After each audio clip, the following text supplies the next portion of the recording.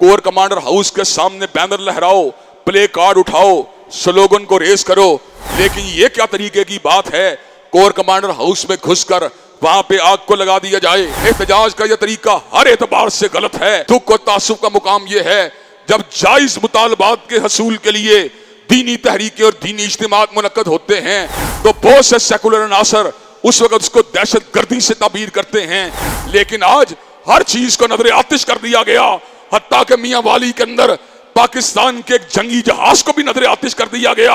हम तहरीक इंसाफ के कायदीन के सामने भी इस बात करना चाहते हैं और सिक्योरिटी इदारों के सामने भी इस बात करना चाहते हैं इस तर्ज अमल को तब्दील किया जाए और जो मुल्क की अमलाक को नजर आतिश करने वाले लोग हैं उनका कड़ा एहतसाब किया जाए। पाकिस्तान एक इस्लामी जमहूरी रियासत है। इस मुल्क के अंदर अपने हकूक और जायज मुतालबात के हसूल के लिए एहतजाज करना ये हर मजहबी सियासी जमात का हक है। हमने भी कई मरतबा इस हक का इस्तेमाल किया, भरपूर तरीके से इस्तेमाल किया। इस हक का इस्तेमाल करने के नतीजे के अंदर हमें बहुत से अल्लाह के फजल करम से हमारे जायज़ मुतालबात भी पूरे हुए। मीनार पाकिस्तान की ईदगाह का मसला आपके सामने है। इस ईदगाह को अल्लाह के फजल करम से हमने एहतजाज और जायज़ किस्म के इज्तिमात के जरिए हासिल किया। लाहौर की कई मसाजिद के ऊपर कब्जे वाली बातें थीं, शरपसंद लोग जो थे उनको चलने नहीं दे रहे थे। हमने जुमातुल मुबारक और दीगर इज्तिमात में पुरअमन एहतजाज के जरिए इस बात को हासिल किया। तहरीक इंसाफ हो, मुस्लिम लीग हो, पीपल पार्टी हो, हर बंदे का हक है अपने जायज़ मुतालबात जिन्हें वो जायज़ समझते हैं, दूसरे उनको जायज़ समझे ना समझे वो एक अलग बहस है। उनके हसूल के लिए वो जायज़ तरीके से एहतजाज कर सकते हैं, लेकिन एहतजाज का दायरा कार ये होना चाहिए कि मुल्क के आईन को, मुल्क के कानून को, मुल्क की अमलाक को, मुल्क की प्रॉपर्टीज़ को ना छोड़ा जाए। और आज मैं ये बात अला वजील बसीरत कह देना चाहता हूँ कि कई लोग जो हैं इधर उधर की बातें हांगते रहते हैं। अल्हम्दुलिल्लाह हम अफवाज पाकिस्तान की जिम्मेदारियों के बारे में बिल्कुल क्लियर कट विजन रखते हैं। हम अफवाज पाकिस्तान और अस्करी इदारों को आईन पाकिस्तान की रोशनी के अंदर पाकिस्तान के ज़मामे कार का मालिक नहीं समझते। सियासी हवाले से हम उनकी मुदाखलत के कायल नहीं हैं। हम जमहूर को इस बात का, अवाम को इस बात का हक देते हैं कि अवामुन्नास जो चाहें अपने लिए जिसको मुनासिब समझे उसको वोट दे के अपने लिए मुंतखब कर सकते हैं। फौज का कोई हक नहीं बनता कि वो बैलेट बॉक्स को तब्दील करने की कोशिश करें।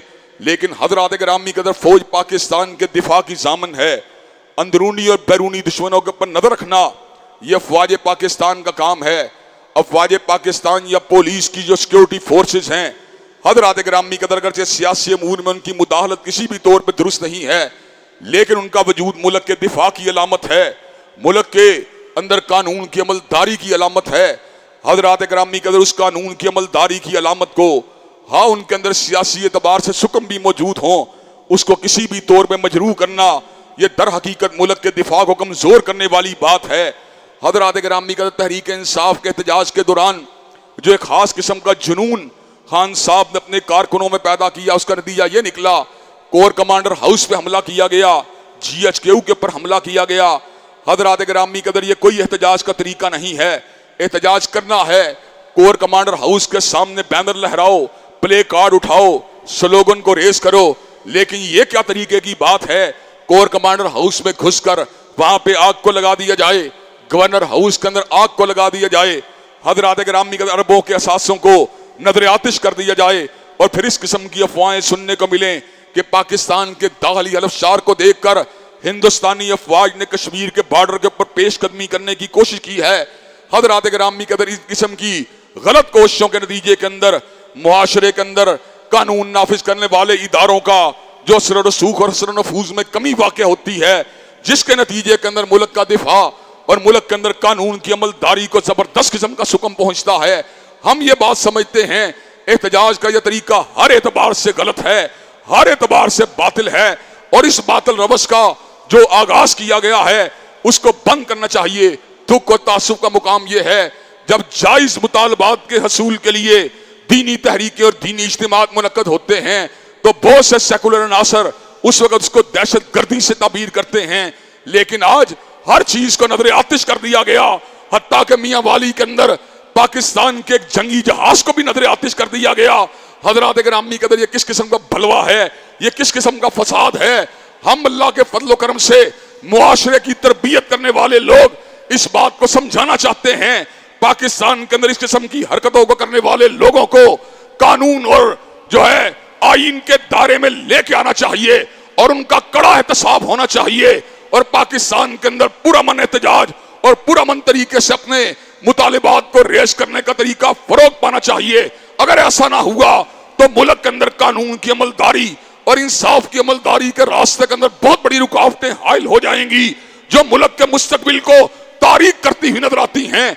इस किस्म का रद्द अमल और इस किस्म का एटीट्यूड आइंदा इंतखाबात के अंदर जो है मुनसिफाना इंतखाबात के इनेकाद को भी मशकूक बनाता हुआ नजर आता है। इस किस्म की एनवायरनमेंट के अंदर जो है कोई बंदा भी सही तौर पे अपने मैंडेट का इजहार नहीं कर सकता। हजरात गिरामी कदर, हम तहरीक इंसाफ के कायदीन के सामने भी इस बात करना चाहते हैं और सिक्योरिटी इदारों के सामने भी इस बात करना चाहते हैं, इस तर्ज अमल को तब्दील किया जाए, इस तर्ज अमल को खत्म किया जाए, इस तर्ज अमल को मिटाया जाए और जो मुल्क की अमलाक को नजर आतिश करने वाले लोग हैं उनका कड़ा एहतसाब किया जाए। ऐसा होना चाहिए कि नहीं होना चाहिए। हजरात गिरामी कदर, अल्लाह तबारक व तआला के फजल करम से पाकिस्तान जिंदा रहेगा, पाकिस्तान तबिंदा रहेगा। इस्लाम का ये चमन और इस्लाम का ये कला अल्लाह के फजल करम से शाद और आबाद रहेगा। इसकी बुनियादों के अंदर शुहदा का लहू है, इसकी बुनियादों के अंदर औलिया अल्लाह का लहू है, इसकी बुनियादों के अंदर हजरत मोहम्मद अली जिन्ना की काविशें हैं, इसकी बुनियादों के अंदर हजरत अल्लामा इकबाल का फलसफा इनकलाब इस्लामी है। अल्लाह के फजल करम से पाकिस्तान कायम और दायम रहेगा और इंशाअल्लाह पाकिस्तान के इस्तेहकाम के लिए हम भी कुरान और सुन्ना मूवमेंट के प्लेटफॉर्म से अपना किरदार अदा करते रहेंगे।